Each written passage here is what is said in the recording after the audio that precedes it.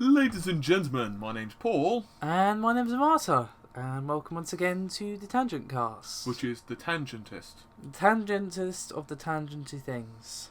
I was going to go the tangentist of the casts. And what was it? Did someone forget to mute their phone? Well, that was the idea. That's why I said to mute the phone. Nothing happened. Yeah, that was a poor start. That was a... It's fine. It's the type of high quality they've come to expect from this podcast, to be fair. Okay. So what we're saying is that the viewers expect a certain level and we're just keeping at that. Yeah, exactly. So basically we're going digital homicide. No, we're not quite that level, no. I don't think anyone apart from them's at that level. Hello Games? No, because at least they made a game, not a shitty asset flip piece of crap. Yeah, it's just a shitty... Well, it was a disappointing game. So basically... And a misrepresented game. But in itself is a fine game. It's way, way above Digital Homicide's quote-unquote games. Anyway, let's not get ahead of ourselves. How have you been? Tired. Same. Yeah, just not really sleeping great at the moment and to keep waking up, which is kind of annoying. Oh, that's never good. It's never good. But aside from that, the normal, the bits and bobs. The bobs and the bits. I'm pretty tired, mostly because I've been filming for like a good portion of today, so that was fun, and also made this room about 5 times hotter than it normally is because of all the lights and everything, so that was fun. Lights, camera, sweat. Yeah. So it's basically like you're making porn, only without the orgasms and the fun. Yes, basically, yeah. So what have you been playing? That's actually a really good question. It is? Yeah. Okay. I have been playing, viewers are probably going to downvote the video, but I never actually played much Mario when I was younger. And by which I mean that... Well, neither did I. I didn't actually ever have a Nintendo console growing up. Although I played quite a lot of Super Mario Sunshine, and I played quite a bit of Mario 64, didn't complete it. I got kind of far, like several stars basically, because I never owned an N64. I never really played virtually any of the SNES Marios. And when I say virtually none, I'm talking like Super Mario All-Stars, those games. All the ones that most people think of when you say Mario games from your childhood, because I also had a N64, I actually had the Pikachu edition back in the day. But I did play, I think it was Super Mario Sunshine. I think I rented that. That would have been on the GameCube. Which one was it on the... Super Mario 64. Was it? Yes. Was that the one where they had like some sort of like game board type setup where you're like going around and you could choose levels? I can't remember which one it was. Super Mario. It could be... that's not that. It's going to bug the shit out of me, but it's not that. It could be RPG. I honestly can't remember. I just remember that you had like this like overworld screen thing where it was like a game board almost, and you're like moving Mario along it, and then choosing levels to go to. I can't remember. And when he died, Mario would go, "Oh no!" That's what I remember. Yeah. So anyway, I've been playing like some of the old Marios. Okay. And I actually gotten past the first couple of worlds, which is nice. Okay, that's cool. Been playing a few Genesis games like Gunstar Heroes. Cool. And obviously with you, last night we were playing Marvel Ultimate Alliance. Yes, which was quite fun. That is a game I did not play the first time around, so that was quite good. Yeah, so basically it's just beating the shit out of bad guys. Yeah, that game is actually quite fun. It's aged reasonably. Considering it's 10 years old, although as I said, the second one is a lot better. Yeah. Because for those who don't know, there were several of them released. There was like X-Men Legends 2, Ultimate Alliance 1, Ultimate Alliance 2. In my opinion, and your mileage may vary, it's the worst. I would say it goes X-Men Legends 2, Marvel Ultimate Alliance 2, X-Men Legends 1, then Ultimate Alliance 1. And I base this upon the storyline and the combat and the way that the powers work and all of that. Because I think X-Men Legends 2 had a little bit more in-depth power. For example, you could level up how you wanted your character to be. So, for example, if you wanted to increase the damage of, like, specials, you could do that. Right. Or if you wanted to increase the strike damage of your character, you can do that so it was more fluid. And I think they returned that system in Marvel Ultimate Alliance 2. And just generally, I think it's a tighter game. But that's just my opinion. It's right, but it's my opinion. Okay. Well, I've been playing a few things. Obviously played that with you last night. That was fun. I enjoyed that. Been playing some more Mother Russia Bleeds. I think I'm almost done with that game. You liking it? Yeah, it's really, really good. I would definitely recommend it for anyone who's after like an old school brawler. Well, that's another game actually I was playing recently, is Streets of Rage 1 again. Okay. If you want to check out Streets of Rage 1, my friend Stuart and I were playing it on the channel. You should check it out because it's pretty hilarious. Yeah. By which I mean I got him killed many times. Yeah, I mean, the main problem with Mother Russia Bleeds is it was also brought some of the bad things from old school brawlers with it. It didn't actually like fix those issues. So fine. Well, like for example, if you're not on the same like plane as the enemies, you're basically just like flailing randomly at the air, and it can be a bit of a pain to figure out which plane they're on and get on the same plane as them and stuff like that. But it also brought the difficulty, which is probably what most people are after with that type of game. To be honest, it is pretty rock solid. To be honest, did you ever play Final Fight? No. Because that's one game I used to play. I played it a couple of times on holiday in the arcade. Yes. And I always wanted to play it properly, so I'm going to have to check it out, because the best version back in the day was, I believe, on the Sega and Nintendo consoles on the Mega CD / Sega CD. I'm not sure. And you know what they did on the SNES version? You could not play co-op. Interesting. And the other thing that was weird is that they did not allow. They did 2 releases. One, which was the original Final Fight, did not have Guy playable, so there was only 2 characters. And the second version, which was called Guy Edition, one of the other characters was missing, and it's just weird. So that was just a complete oddity. Yeah, so I was playing that. That seems really cool. I would definitely recommend go check out my video if you want some gameplay on it. Yeah, but I also was playing BioShock again, thanks to the graphics comparison that I did yesterday. Yeah, yesterday. So yeah, I played obviously the original and remastered, and after I was done with the graphics comparison, I did play a little more of the remastered, but not a huge amount because I've been very busy. And you know, it's BioShock. It's really, really good. The remaster is not amazing, to be honest. It has not fixed that much from the old original game. For example, that audio problem is still there. Really? Yeah. Well, but you had to choose mixed stereo, right? Yeah. You have to enable stereo mixing. And fun fact, if you have that on, Audacity doesn't like it. So I had to turn it off to record, which was fun. So yeah, it's obviously a great game. Improved textures, improved fabric, improved lighting. Improved. Yeah. Well, no, it is better, but it's probably not what people were hoping for. But it is still BioShock. It's still a great game. So I'm thinking I might just like replay that because it's a great game, to be honest. Okay. The good thing is, of course, you've caught up on all the other games you've got to play. I'm almost done with Mother Russia, so there is that, and a few other bits as well. So, yeah.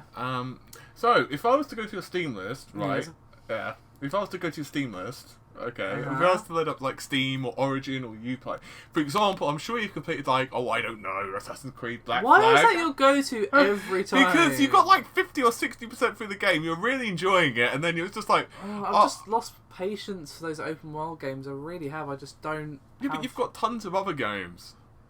Yeah, but that's why I've actually completed those games. For example, I completed Dark Souls 3 twice. And Mother Russia Bleeds have almost finished, and a few other bits. Would you like me to tell you something very interesting about what you just said? My point was that you've got a backlog more than someone who's got a constipation for a week, and then you're just you're going through the latest ones, and then you tell me I'm getting tired of open world games. They take too much time. I completed Dark Souls 3 twice. Yeah, but that was a while ago. That was a while ago now. I haven't actually played it in a while. I'm not playing it again. Listen. Alright. I'm not playing that again until the DLC comes out. And how was it you were telling me you were going to complete that DLC? What do you mean? And how was it? Just enlighten us all, right? Uh-huh.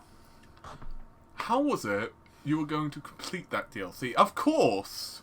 I don't understand. Well, I seem to remember that you were going to create another character. No, that's not what I said. I was going to use the second character that's not the one I was playing on the channel. Which, because of that, I haven't gone to New Game Plus with that character. What? I don't believe you. Why? Because you and Dark Souls... Well, knowing From, it's going to be like some high-level area where you need to find it, so why would I start a new game that makes no sense? That's not why I don't believe you. I don't believe you that you'll probably start a new character as soon as you complete the bloody DLC. Or you'll go to New Games Plus. No. Yes. No. I won't do that. That would be bad. Anyway, we should probably move swiftly on to the topic list, given that it's been 10 minutes and we've been waffling about the insane amount of games that we both have to play. Because you're no better than me. I know. Like, there's you playing Streets of Rage when, you know, I bought you, say, I don't know, Pillars of Eternity and a few other bits. You know what, though, to be honest, although I did criticise you, to be honest, I'm the same. Like, I really want to play Witcher 3, Pillars of Eternity, and Dragon Age Inquisition, because I got quite far in Inquisition. But the problem is, like, there are 100 hours. Like, for example, I know, we got given the review codes for all of the Witcher 3 DLC, but I'm like, That's why I just keep going to shorter games, because it's like, yeah, I can complete this in like a couple of weekends, whereas like Black Flag, for example, which I do actually want to complete, and Syndicate, which I've barely touched, which I do want to play again as well. It's just like, I can't just play that for an hour and feel satisfied. I will just feel frustrated. Yeah, that's the issue. But if I play, just for example, Mother Russia or Darkest Dungeon or something like that for an hour, I'll be like, you know what? That was good. I made good progress, because those are much shorter games. That's another problem I've got with, because I want to play. For example, if I was a billionaire, I would be playing games like bloody Far Cry 4, Far Cry Primal. I'd be playing, you know, there are so many games I really want to play, but for me, I get really pissed if I have to stop after about 30 minutes to an hour on an open world game. Yeah, that's what I mean. Because I just don't feel like, for example, one of my friends is trying to get me to start World of Warcraft with him. He's like, dude, we can just do some leveling. And I'm like, that sounds such a good idea. The problem is, I know I'm going to get frustrated just playing for like... Yeah, I was tempted to jump into Legion as well, and I'm just like, I don't have the time. The issue, though, is that I'm also playing a lot of Street Fighter 5 and other games, and I start figuring out how many hours I'm playing in those games, and then I start to calculate, well, if I'm playing like a game like 5 or 10 hours a week, just for example, I could theoretically eventually complete Witcher after like 4 weeks, so I'm kind of kicking myself in the dick, basically. Well, I guess there is that way to look at it, but yeah, anyway, we really probably should move on. So I guess we should talk about the lake of coffee that Intel has for us. I'm new to that.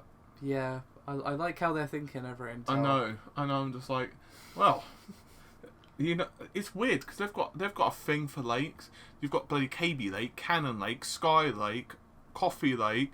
I believe it's Ice Lake, Tiger Lake. I'm just like, son.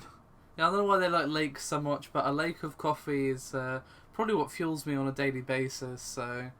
Yeah, but then again, you look at that, and then you've got AMD with their various names. Like, 'cause they had a whole thing for islands for quite a while, like, you know, Arctic Islands and all these other different bloody Tonga and it's like. Ugh. Well, just the naming conventions before the official name is chosen is always weird to me. Yeah, although I still don't necessarily know if I like the RX 480. I don't know about that. Oh, it's always numbers, isn't it? Yeah, I know, but remember it used to be R9 290, but now it's an RX 480. It's a small thing. I don't really get the. Well, R10 doesn't really sound that good, does it? Yeah. Well, you've got a point there, but remember that's not the increment. The R9 or R7 was to denote what series of performance it would be. So an R7. So for example, there was like the R7. Well, you can make the argument that X is the Roman numeral, so it does mean 10. No, you don't understand. That's not how their naming conventions work. The R7 or the R, it's like, you know how you get the GTX 1060, 1070, 1080. We've got the 970, 980, or whatever. You know how you've got the 80 represents one of the high-end cards. Yes. That's what basically AMD used to have. So they used to have two naming conventions. So for example, if you go for the R9 390. Yes. There was also the R9 290.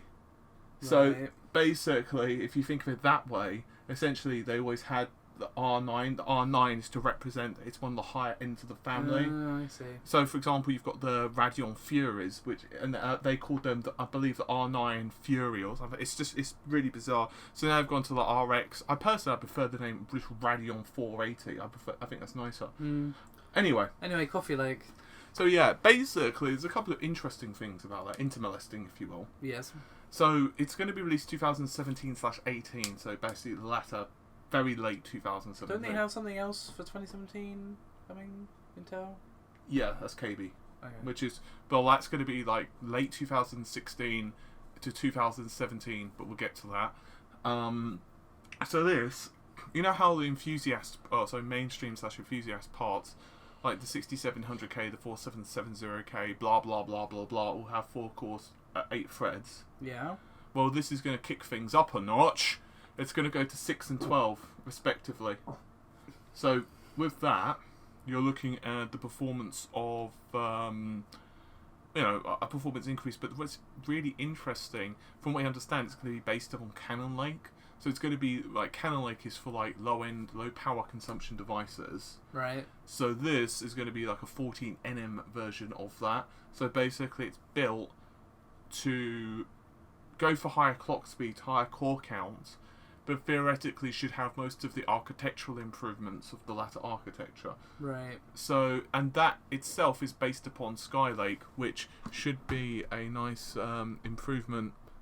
And then obviously you've got Skylake morphing into various architectures. So basically, eventually, Coffee Lake is going to be like a hand-me-down architecture, but it's pretty cool. My only concern is, by that point, what they're going to be running into. I mean, don't know. Obviously we've got Summit Ridge coming out, which is the desktop part for Zen. Yep. And that is going to be, debuting, from what we understand, at 8-core part, 16 threads, but obviously depends what the performance of each of those threads is. Interesting stuff. So, we also have some other bits. For example, we have some more sort of hints at what Resident Evil 7 is doing. And basically, it hinted at returning characters and a few other bits. So, we also have, for example, in the demo, how you've got that videotape of the sort of ghost house explorers running into bad times. No. You've not played the demo? No. Okay, well, in the demo, you find a tape of, haunted house explorer people in the house you're in, just, running into a bad time, basically. And apparently videotapes and other methods are used to alter events during the course of the game. What that actually means, I don't know. Well, I'm guessing you're altering things. Yeah, but how? How do you alter events? How do the videotapes help you do it? I'm just saying, if, for example, maybe a tape could show you that there's a horrible monster in the attic, so you don't want to go in the attic, but if you didn't find the tape, you wouldn't know that and you get horribly murdered. Is that what they mean? I mean, it's hard to know what that actually means, there's not going to be any hordes of enemies in Resident Evil 7 like there were in 4 and 5. However, the enemies will be more personalised and stalkerish, but can be defeated themselves. So there is going to be combat, as I've said plenty of times now. And what's also interesting is that some enemies can't be killed with weapons, and you need to defend yourself using the environment. So, maybe crushing them with a bookcase or something like that, which is kind of cool. Apparently, a weapon you get early is a knife. For the first few hours, you're barely able to defend yourself, but it is possible to take down your enemies. So, at the start of the game, you are quite literally weak. tofu. You're quite weak, but you can do it if you're good enough. But it's probably better in that stage of the game to run away. Come on, you can do it. Use the environment to your advantage, that sort of thing. So it all sounds pretty interesting. So by using the environment to your advantage, you mean running behind the door and closing it very quickly? Well, we don't know. These enemies are different to what we've seen. They're probably smart enough to open a door, given that they can speak, at least in the demo. So, I haven't played the demo. You know why? I know. I'm just saying, in the demo they can speak. But the demo is not necessarily representative of the game. They've said that multiple times, so let's not read too much into that. Yeah. It's like, just because someone can speak doesn't mean they're smart. Well, it means they're smarter than Las Plagas, at least. And at least some Las Plagas could even open doors as well. No, Las Plagas could speak. Well, they said basic phrases. But speaking. Yes, but I mean, these people actually sound like normal people, except a bit demented. Not this blogger saying how they're going to cut you up and eat you and stuff. I don't really see the difference. Well, go watch the demo, play it. Go out amongst people, and you'll see the difference. Yeah, so Resident Evil 7 is actually sounding pretty interesting, I must admit. I have to admit, I'm really interested in it. Yeah, I mean, to be honest, after Resident Evil 6, I kind of lost all hope for the series, but Resident Evil 7 is definitely looking promising. Have you ever played Revelations? I think I've seen you play it a bit, and it does seem a bit more classic Resident Evil. It's well worth playing 1 and 2. Yeah, I think I do actually own it because of some Capcom bundle or something that I bought, but I don't think I've ever played it. No. Well, you know what you should do. Yes, end it to my unending list of games to play. Yes. Yeah, perhaps before the Witcher DLC, perhaps. I haven't even played The Witcher, any of them. Oh, sorry, I meant, I played The Witcher 3 I meant Bloodborne. Oh, okay. You mean Dark Souls? Yeah, that's the game. Yeah. And Bloodborne. I played a good chunk of Witcher 3, but, and somewhat of Witcher 2 actually, but I've not actually completed any of them, is what I meant. To be honest, I can't get into Witcher 1 and 2. I think the combat is way too shit. Witcher 2 is not playable unless you play the Enhanced Edition because it actually has a proper tutorial. Yeah, like I tried to play it back in the day without the tutorial. Like, okay, brick and face. Yeah, pretty much. Anyway, we also have, on the topic of like PS4 related things, Last Guardian was delayed again. Hooray. I'm so surprised. I know. I mean, I was annoyed, but I wasn't really surprised because like when they announced the release date, I was like, okay, cool, great, but I'm not gonna get excited. I'm not gonna believe you until I hold the game in my hands. I'm not gonna believe you until then, and that still remains the same. Like, hopefully this is the last delay because this game has been in development for almost a decade. That is ridiculous when you think about it. And I'm just growing increasingly concerned that it's not going to be very good when it does come out because games that are in development for that long, they don't have a very good history. Oh, by the way, I don't know if you know this is random. You know, because I think of it because of games that's been in development for ages. You know Final Fantasy 15? Yes. Did you know it's an anime? Yes. Thanks for telling me. I only found out today. I didn't really see it as important information to relate to you, to be honest. Okay. It's not like I'm a fan of Final Fantasy or Well, anything. it's not like I've watched it myself. I forgot all about it. What? I forgot to tell you, and I forgot to watch it myself. What's the issue? Paul, it's like, how hard is it? Oh, it's a Final Fantasy anime. Oh, let's just give him a tick. Well, by the way, dude, there's a Final Fantasy anime. I didn't think it won.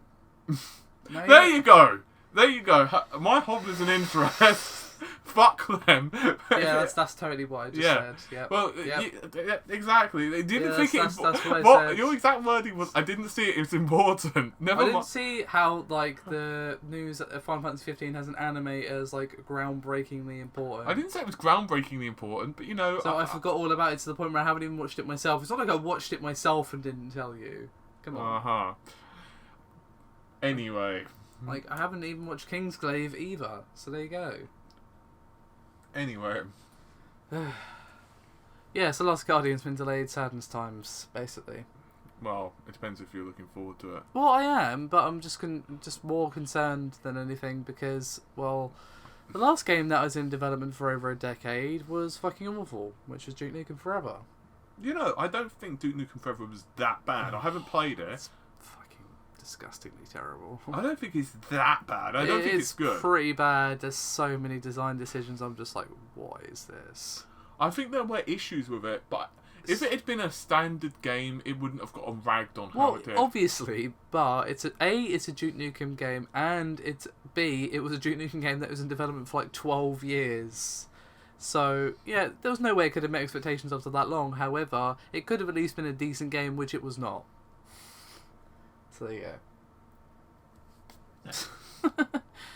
Anyway, let's move on to Yoshida. Stay on the PS4 related train for a second. Well, it's more like a bus as he's throwing Sean Murray from it. Yeah, basically, like, you know, we've spoken at length, I've spoken at length, everyone in the world has spoken at length about No Man's Sky and how it was, let's say, misrepresented by certain people. Sean Murray, you know?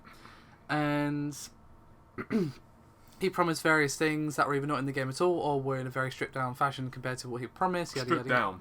Yada yada It yada. was a bit like me saying to you, well, you've got to do Crisis graphics, and then you end up with like Pitfall and I'm more Main mean stuff Adventure. like how he said things like you could basically play the entire game as a trader, like trade your way across the universe and not do any combat, yada yada yada. And while it's technically true that trading is in the game, there's literally no point to it existing, and it's not as complex as what he said at all. It's like barely there. It's a thing that happens to be in the game, but there's no nuance to it. There's a very loud bird outside, but basically Yoshida said that it wasn't a great PR strategy that Hello Games had. And I'm just like, okay. And basically, like, threw them completely under the bus, Hello Games, I mean, just saying, like, you know, yes, they're an indie studio, but... So, yeah, they're an indie studio, so, yeah, they don't have a PR person, like, tapping them on the shoulder. However, I do feel like Sony should have stepped in at some point and been like, do you know what, guys, you need to calm down. I think, to be honest, it was really weak of Shuhei to say that. Because, first of all, yes, it was being released on the PC and PS4, so it wasn't a PS4 exclusive. But they were marketing it massively. It was in all the Sony PR events. So to me, it was pretty disingenuous of Sony to let them hype it to the point where everyone was super excited. And then obviously people were possibly either buying a PlayStation 4, pre-ordering it, and therefore they're getting royalties because of every copy sold. Obviously, you know, you've got the licensing fee and all that bollocks. They're basically getting all the benefit. Sean Murray, as much as it was his fault, he was getting, like, basically, he's just getting thrown under the bus, and Sony are just like, la la la la la. Yeah, I was saying, like, most of the blame does rest with Hello Games and Sean Murray, who just could not stop being a Molyneux, basically. He couldn't stop being Molyneux. But I do feel like some of the blame does rest with Sony, because not only did they not tell them to calm down or stop at any point, they also didn't seem to really care that it's not just Sean Murray saying things, it was also stuff like the trailers and the screenshots being really not representative of the game as it looks now. Like, the game does not look as pretty as the old trailers. Not even slightly. Especially not even slightly on the PS4 version.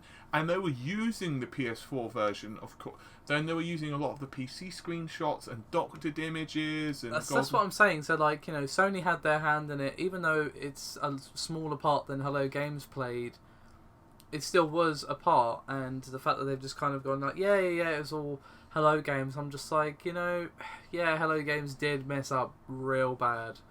I'm not going to say they didn't, because they really did. But Sony also had a part to play, even though it was small in comparison to Hello Games. I would actually argue, although it's not as big, it's not small, because if you're using that game as promotional material, it's like, imagine if Bloodborne, which had been a PlayStation 4 exclusive, for example, or any of these other games, yeah, I think, to be honest, Sony have a large part in it, because like it's like even Street Fighter 5, Sony get no blame for Street Fighter 5, but I've heard... Well, I don't think they're the ones that told Capcom to only have one guy working on the multiplayer. No, but they were the ones who okayed the game for release. And also, they were the ones who were part funding the game. And also, I've heard through the grapevine that Sony basically were pressuring them to release it. So, from what my personal opinion, it's like, look, if you're marketing the game, you're saying that it's on your platform as a console exclusive, which it is. It's not a system exclusive. It's a console exclusive. You're not blamed to the level of degree of the company who publish it, but you are at least somewhat to blame, and you should be somewhat held accountable for it. And you know what pisses me off more about Sony as well? I was watching a Jim Sterling video, and from what he's saying, he's got some folks in the game development industry who leaked some information, and apparently some of Sony's how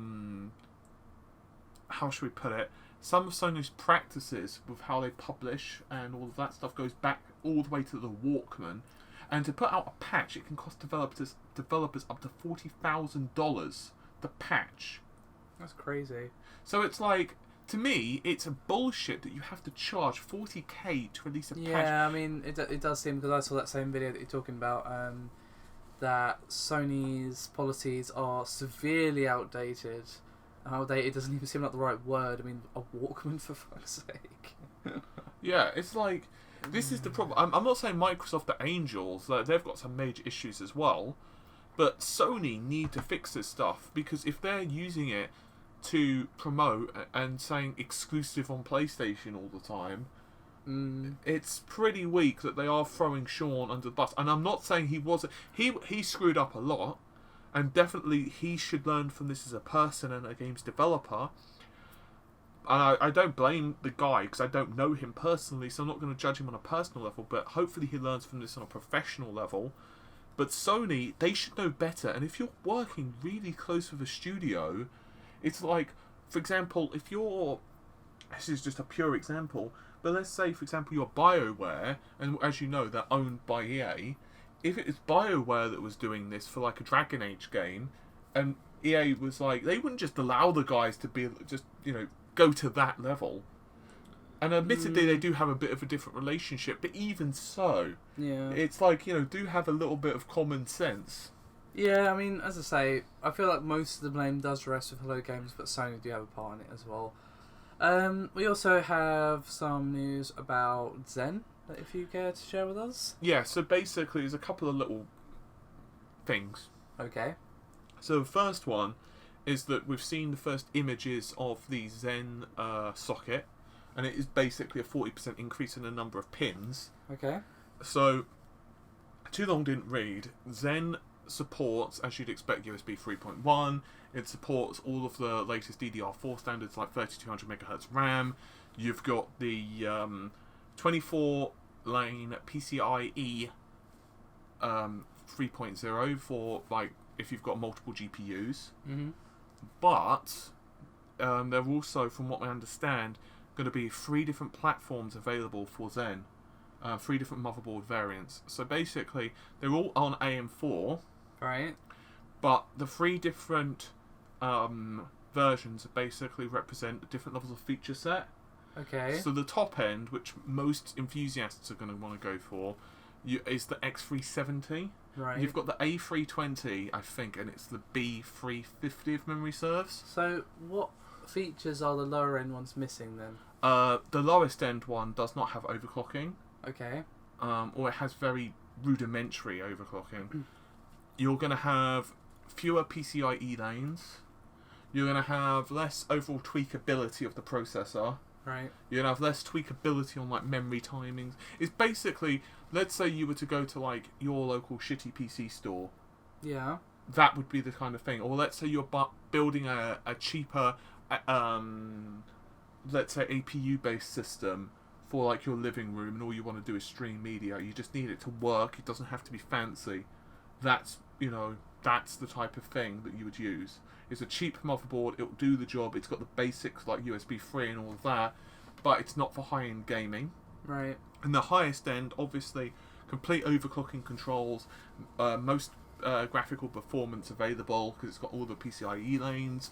It's got USB 3.0 and 3.1, loads of ports available on it, and just basically allows you to tweak all the features. They've not said specifically what those tweaking features are, but I imagine it's going to be like a larger range of voltages.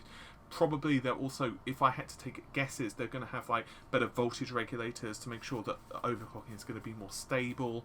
They're probably going to start, having certain criteria that you need to fulfill for those boards. However, AMD have not laid down what they are yet, and as I said, all we've seen is a general slide, but it's looking quite nice. Okay. Have they said anything about a price difference between these ones then? There's going to be a price difference. That's a no then. There's going to be a price difference. I'm sure. So, we have a bit of hilarity to finish up with this week. You know the funny thing, before I'm going to interrupt you. Do Okay. you want me to tell you the funniest thing? Okay. I actually tweeted at Digital Homicide yesterday. Well, let's tell this basic story before we get into that. Alright. We get a bit ahead of ourselves there. I like head. Oh, yes, sorry. I'm sure you do. Anyway, basically, we all know that Digital Homicide are insane. I'm just renaming them Digital Suicide. Yeah, they are insane. We've known this, but I don't think we realise how deep this insanity ran. because, you know, suing Jim because their feelings got hurt was bad enough. They then decided to sue several Steam users because they also hurt their feelings for leaving negative reviews on their quote-unquote games. And they also subpoenaed Valve to say, hey, can we know who these people really are so we can sue them, please? And Valve responded by removing all of Digital Homicide games from the Steam store because they were being hostile to consumers. And not want to know when to stop, Digital Homicide have now said... I'm sorry, I can't even say this without laughing because it's just completely baffling. They've now said that they're going to be taking legal action against Valve. You want me to tell you the best thing about this? Yesterday, and you can check my @tweets, by the way, at RGT Crim. Oh, you know what? The link's in the video description. But anyway, if you go there, and you can see my @tweets, because I don't tweet that much, so it should still be quite high on my, my history. And I actually tweeted at Digital Homicide, are you going to sue Valve now for being, I can't remember the word I used, but something like aggressive. Or something like that. So what you're telling me is you gave them the idea. Yeah, I actually said, are you going to tweet that? Are you going to sue them? And they actually turned around and sued them. I don't understand. It's just like... And yesterday on Twitter, I also said something like digital homicide, more digital suicide, digital lemmings. Oh, man, it's like someone standing in front of a tank and just being like, come at me, bro. I'm just like, Bill... Valve are... So basically Tiananmen Square then. What? Tiananmen Square is basically what you're saying. yeah, basically. And I said that, they're probably going to... We're going to get that censored in China now, aren't we? Well. You know, Valve have probably an army of high-priced lawyers and... Yeah, but they don't have a lawyer.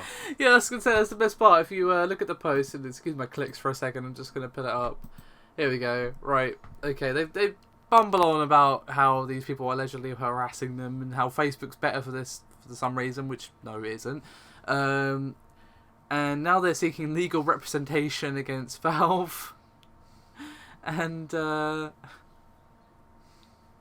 don't have a lawyer because they end the post with, you know, legal counsel interested in our case can contact us at, and then they have that email address, and I'm just like, okay, so let me get this straight. You don't have a lawyer for your lawsuit against Jim. If you did, you probably did have one. Well, no, they tried to crowdfund for a lawyer and it failed miserably. And so you don't have a lawyer for that. Okay, alright, that's pretty bad. But you now don't have a lawyer for your thing against Valve, who have an army of lawyers. Basically, they've got more lawyers than what these guys actually have blood cells. Yeah. So it's like... I'm just like, I don't... Oh, God. It's actually quite incredible, the level of self-destruction. I don't... The only thing I can think of, honestly, is they're either doing it for trolling, doing it for attention... No, filing an actual lawsuit is not trolling. That's the only thing I can think of. One, it's either a ridiculous level of troll. Two, it's a PR/publicity stunt. Or three, they are batshit insane. Because it's one thing to do it to Jim, who, okay, is one nuisance, it's one person against another. Unless both of you are really going to go to court, it's not going to escalate. But to do it to Valve, first of all, you just got your games pulled, so bye-bye to your money and income source. And two, if Valve really do decide to go ahead, you're done. Yeah. I can't understand their logic. I mean, the Reddit thread where I found out this information proposes an interesting theory for why this is happening, and I actually think this is true, that they are just really, really dumb, and it's the Dunning-Kruger effect in full swing. And basically they actually believe that they've got a chance of winning here, that they're in the right because, you know, Dunning-Kruger and all the rest of it. And yeah, they're insane is what it comes down to be honest. I am baffled at the level of insanity on display, to be quite honest. I don't understand it. I mean, whether or not they actually sue Valve, I don't know, but the fact that they're seeking legal representation does point to the fact that they want to challenge the fact that Valve have pulled their games from Steam. But they have no legal standing because there is a thing in the Steam rules that they can pull your game for any reason. So Valve are covered. And they don't have any arguments that people were harassing them and Valve won't do anything about it either, really. Because it's not their job to do that, really. And expecting that from Steam is not really that realistic because, you know, they also allow the shithouse asset flip games like the ones Digital Homicide produce onto Greenlight because of lack of quality control. Yeah. So what makes you think they're going to have moderators for the comment sections of those shitty games? That's what the developers and your community managers are for. That's not Valve's job to babysit you. I know. You know, having your feelings hurt is... It doesn't matter if your feelings... It doesn't matter if your feelings were hurt. Not in the eyes of the law. Unless it's like slander or libel or something like that. It's like not... You know what? You know what my feeling is? If Digital Homicide were bigger... Uh-huh. Right, let's say there were, I don't know, 7 people. They'd have like a safe space... Yeah. And it's like, you know, if one of them got criticised about, I need to go to the safe space. He hurt my feels. He said that it wasn't a good idea to have him for me to go and steal the machete in Far Cry 4 and he'll go running into like the safe space. Yeah, and then basically what will happen is in the safe space no one's wrong and no one's right, and there'll be like no shouting or anything. And it's just like a nice comfy sofa and some soothing music and like, you know, chamomile tea and stuff like that. Exactly, but all the colours are like neutral as well, so there's no like male, there's no female. Everyone, you know, everyone's equal in there. You know, there's no right, there's no wrong. You know, you can't be. There's no such thing as a disagreement. It's a discussion, and of course, everything's, as I said, gender neutral. And it's all fine. It's all you know, beautiful, and there's like, you know, aggression isn't there, and you know, you can't raise your voice more than a few octaves. If so, what happens is like a buzzer goes off. Right. And when the buzzer goes off, right, basically that means you have to be silent for 5 seconds because, you know, you're causing microaggressions and triggering the other person. You're basically describing hell right now. No, I'm describing Digital Homicide's office. Or potential most social justice warriors' office. Yeah, let's not get into that. Alright, well, on that note, is there anything else you want to discuss before we wrap things up? I think we've discussed all the pertinent things for this week. Could use the word pertinent. Thank you. Yeah. Alright, well that's us done for this week then. Thank you very much for listening and we'll see you next week. I think we need to call this episode The Triggering. Well, the episodes don't have names. Now I'm triggered. Oh no! To trigger your timbers. Yeah, you triggered my timbers. Alright guys, thank you very much for listening. We'll see you next time. Pretty much. Bye. Pretty much.